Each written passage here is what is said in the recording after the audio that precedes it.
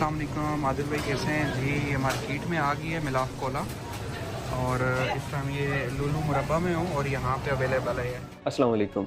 मिलाफ कोला आखिरकार मार्केट में आ चुकी है, लेकिन आते ही इसने तो भाई और हैरान कर दिया। अब मैं हैरान कहूँ या मायूस, ये तो आप वीडियो देख के ही फैसला कर सकेंगे।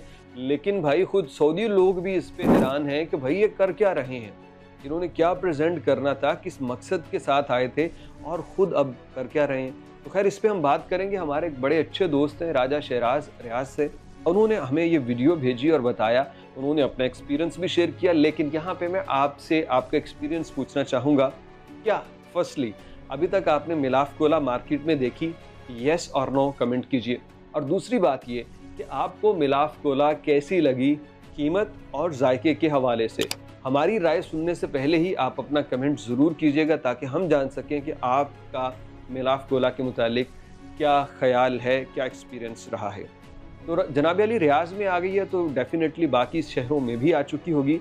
मिलाफ कोला को अभी पिछले महीने ही उन्होंने एक नुमाइश के तौर पे लॉन्च किया था और अब मार्केट में आने के बाद ये जो टीन है, इसकी आपको सबसे पहले तो खासियत बता दें, इसके अंदर खजूरों से निचोड़ा हुआ पानी है और उसका कोला बनता है। इसके अंदर 0% शुगर है, बाकी इंग्रेडिएंट्स भी बहुत कम है, फैट वगैरह। यानी अगर सेहत के हवाले से देखा जाए तो ये बहुत अच्छा ड्रिंक है जिसके अंदर शुगर नहीं है और बाकी जितने भी केमिकल्स हैं हत्तुल विसा कोशिश की गई है वो कम हो।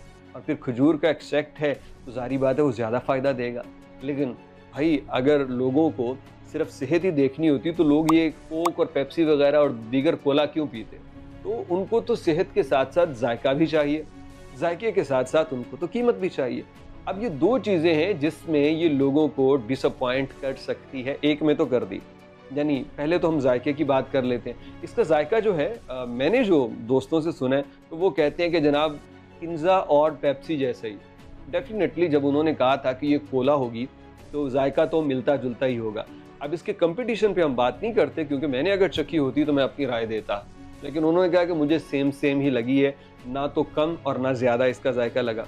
लेकिन जो इसकी प्राइस बताई गई है भाई साहब, ये जो कैन है ये 3.5 रियाल का दिया जा रहा है, जबकि दूसरी जानिब इसी साइज़ का जो पेप्सी का कैन है वो आई थिंक 2 या 2.25 रियाल का है। वो करेक्ट कीजिएगा मुझे, ये कितने रियाल का है? पेप्सी का जो दूसरा इसी मिलाफ कोला के साइज़ का जो 240 या 250 ml का कैन है वो कितने का है? शायद 2 या 2.25 रियाल का है।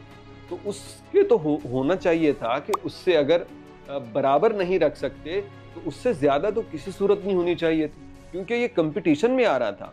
इसके आने से पहले ही कहा जा रहा था कि पेप्सी को छोड़ेंगे, हम कोक को छोड़ेंगे, बाइकआउट मुहिम जो है वो और स्ट्रॉन्ग होगी और ज़ाहिर बात है होनी भी थी। लेकिन जो प्राइस है ये मैटर करती है भाई साहब। यानी आप इकट्ठा 1.5 रियाल एक कैन के पीछे अगर ज़्यादा कर देंगे तो भाई कौन ख़रीदेगा उसे? तो बड़ी एक अजीबो गरीब सी इसकी कीमत उन्होंने इंट्रोड्यूस करवा दी। लोग लेंगे हुब्बुल वतनी की बिना पे, मेड इन सऊदी की बिना पे, अपने वतन से लोग मोहब्बत करते हैं। इसमें गैर मुल्की भी जो सऊदी अरब से मोहब्बत करते हैं वो भी लेंगे, लेकिन कितनी मरतबा? अगर उन्हें मुसलसल इसको रूटीन बनाना हुआ तो वो तो जब उन्हें एक ही टेस्ट, एक ही चीज़ मिल रही है तकरीबन, तो वो ज़्यादा पैसे क्यों खर्च करेंगे? इसीलिए मैं अक्सर कहता हूँ कि वली अहद मोहम्मद बिन सलमान जितनी मेहनत कर रहे हैं सऊदी अरब को बनाने में, काश के बाकी लोग भी उनके जैसे मेहनत करें। इसमें बहुत सारी चीज़ें हैं। मैं सऊदी गाका का मामला है, सऊदी अरब की जो फ्लाई नास है इसका मामला है और कई डिपार्टमेंट्स के अंदर। यानी मुझे रिसेंटली मैं जद्दा एयरपोर्ट पे था और मैं जद्दा एयरपोर्ट की मस्जिद में गया नमाज़ पढ़ने के लिए, और वहाँ पे मैंने वज़ू करने के लिए जो टूटी लगी हुई थी ना, उसकी जो हालत देखी है मैं आपको बता नहीं सकता, कि मैं इमेजिन नहीं कर सकता कि ये जद्दा का न्यू किंग अब्दुल अजीज़ इंटरनेशनल एयरपोर्ट है, ये उसका टर्मिनल है। तो अब ये क्या हुआ? काम करने वाले ने कहीं मतलब वो ऐसे खुली हुई थी यार, उसके पीछे जो एक फिक्सर होता है ना, फिक्सर पाइप के ऊपर लगता है दीवार, वही उखड़ा हुआ था और उसके पीछे से पानी निकल रहा था और उस टूटी के जॉइंट के ऊपर ग्रीन ऐसे हुआ था जैसे किसी पुरानी मस्जिद के ये टूटी है, बड़ी गरीब से, जिसका कोई मेंटेनेंस करने वाला नहीं। तो मैं सिर्फ ये ज़िम्नन कह रहा हूँ, ये सिर्फ एक डिपार्टमेंट है, एयरपोर्ट है भाई।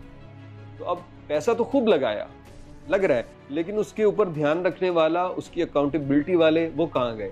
तो देख ही नहीं रहे। आज भी ये सूरत हाल। तो भाई साहब बहुत से मामलात में ऐसे हैं एक मेरे दोस्त हैं, उन्होंने मुझे एक काका के रिलेटेड केस फॉरवर्ड किया था। उसके अंदर उन्होंने कहा था कि भाई साहब मेरे साथ ये ज़्यादती हुई। लंबी स्टोरी, हम इंशाल्लाह वो शेयर करेंगे आपसे, लेकिन उसकी बात ही नहीं सुनी गई। तो वो बड़ा दिल बर्दाश्ता हुआ कि मैं तो समझता था कि चीज़ें चलती हैं निज़ाम से, लेकिन मेरी ईमेल का रिप्लाई आया ही नहीं, केस नहीं दुरुस्त हुआ।